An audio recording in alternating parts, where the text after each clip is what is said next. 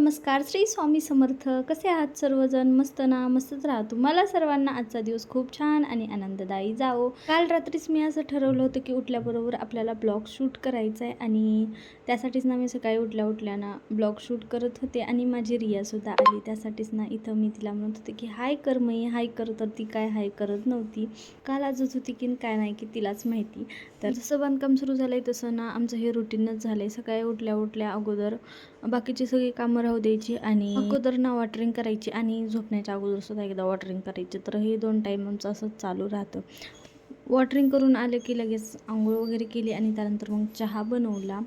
चहा पिला आणि बाकीची सगळी कामं करून घेतली. तर आज जरा थोडीशी लवकरच कामं आवरली होती. त्याचं कारण म्हणजे ना आज सकाळी लवकर उठले होते आणि त्यामुळं सगळी कामं लवकर आवरली होती आणि रिया दादूसुद्धा थोडेसे लेट उठले होते. त्यामुळंच ना त्या दोघांची लुडबुड काही नव्हती. त्यामुळं लवकर घरातली कामं आवरून घेतली आणि हो, घरातली कामं लवकर आवरली की बाकीची जी कामं करायची असतात तर ती म्हणजेच एक्स्ट्राची कामं तर ती करायला आपल्याला वेळ मिळतो.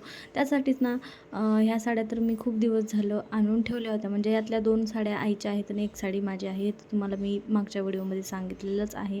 तर आईला ह्या वाढदिवसाला मी साड्या घेतल्या होत्या.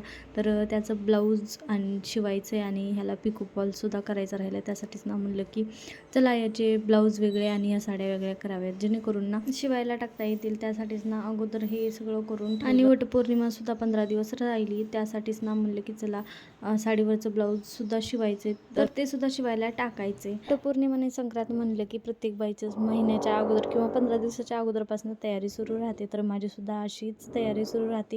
पण टायमिंगवर होत तर काही नाही, पण मी अगोदरच तयारी करून ठेवते. म्हणजे मी प्रत्येक वेळी माझ्यासोबत असं होतं की मी जसा लूक ठरवते पण तसा काही मला त्या दिवशी होत नाही. तिसरंच काहीतरी होतं. 3-4 वर्ष झालीत पण तरीसुद्धा मी जसं ठरवलं तसं काही झालं नाही. तर ह्या वर्षी बघूयात काय होते आणि काय नाही. त्यानंतर मग माझ्या हे लक्षातच नव्हतं की इडलीला तांदूळ भिजवायचे. ते बाकीचं सगळं आवरून ठेवलं. त्यानंतर मग किचनमध्ये आले आणि तांदूळ भिजवले. तर याची रेसिपी काही तुम्हाला सांगण्याची गरज नाही. तर ते तर प्रत्येकीलाच माहिती आहे. आमच्या घरामध्ये इडली सगळ्यांनाच आवडते आणि इडली बनवली की आमच्या घरामध्ये काही स्वयंपाक होत नाही. त्यासाठीच ना मी जास्त प्रमाणामध्ये इडलीला तांदूळ भिजवलेत. त्यानंतर मग तांदूळ 3-4 वेळेस स्वच्छ धुवून घेतले आणि त्याचबरोबर त्यामध्ये थोड्याशा मेथ्यासुद्धा घातल्या आणि ते भिजवायला ठेवून दिले.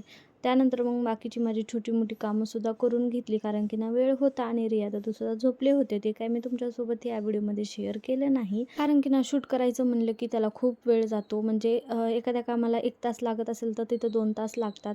आजच्यापुरतं एवढंच. चलो बाय, स्टे ट्यून.